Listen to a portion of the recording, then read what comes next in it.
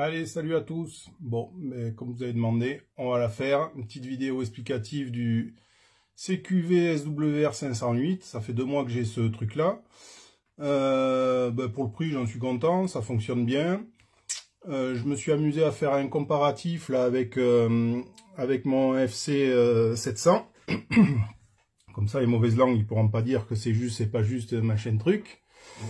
Il est assez complet. Pour moi, il manque juste le taux de modulation. Ça aurait été sympa qu'il y soit. Mais bon, tant pis, j'ai envie de dire. Donc, ici en indication, qu'est-ce qu'on a? On a la puissance max, on a la puissance réfléchie au niveau de l'antenne, on a comment ça s'appelle? La puissance instantanée, la puissance à l'antenne, la puissance envoyée à l'antenne, on va dire, l'efficacité et le SWR. Voilà. Donc ça c'est les premières informations. Donc là je vais faire une petite porteuse. Alors je suis avec le FT 818 là. Voilà, je fais une petite porteuse. Vous pouvez voir, j'ai du TOS. Effectivement, j'ai du TOS. Un petit peu. Là en puissance. Alors je suis sur le mode 15 watts. Donc 15 watts c'est l'écriture du bas. On envoie à peu près 4 watts. Voilà, et qu'est-ce qu'on a là? Eh bien, on a en puissance max 4 watts, en instantané 3 watts 9, et en TOS 1,99, presque 2 de TOS, formidable. Merci la Game Master, il faudra que je la redémonte pour voir mes problèmes.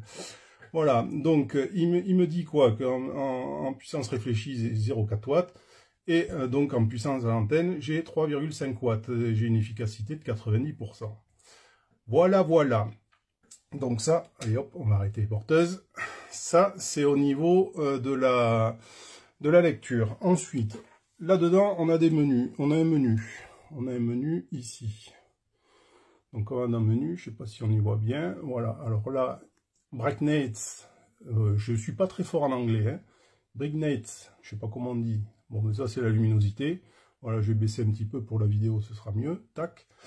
Off time, ça c'est pour, on lui met un temps d'arrêt, au bout de 10 minutes, il s'éteint, s'il n'y a pas d'activité. SWR alarme, ça c'est l'alarme du TOS, il est trop élevé, donc moi je l'ai réglé à 2,8, ce qui est raisonnable pour la protection de mes PA. Calibration, alors ça c'est un truc pour calibrer la puissance et le TOS. Pour pouvoir calibrer ça, il faut avoir un appareil de labo, parce que pour pouvoir comparer. Donc moi j'ai pas d'appareil de labo, ça j'y touche pas, je laisse les deux trucs à 1. A priori avec mon FC 700 ils sont à peu près d'accord, donc j'ai pas touché à ça. Après je sais pas, il faut un Bird ou un truc comme ça pour pouvoir comparer et effectivement faire une calibration s'il y a besoin. Et le name, merde, ça c'est pour mettre un nom sur le truc. Donc ça on s'en fout. Tac. Et puis c'est tout. Voilà. Voilà. C'est tout ce qu'il y a. Il y a un petit bouton derrière pour le marche-arrêt. Et puis, alors, je sais pas, je peux plus faire un truc. Voilà, derrière, bouton power. Le truc pour le recharger. Et puis c'est tout. Donc j'ai jamais chargé encore, que j'ai chargé quand je l'ai eu. Donc ça tient assez longtemps. Après je les laisse pas tout le temps allumés non plus, parce que j'en ai pas l'utilité. Et je contrôle tous les matins, là, quand j'allume la station, tac, je fais un petit contrôle pour voir. Surtout avec mon installation qui est assez instable. Voilà. Voilà pour la vidéo explication là de ce petit appareil. Bon, j'avais pas envie de mettre beaucoup plus cher là-dedans, donc voilà, je suis satisfait du truc.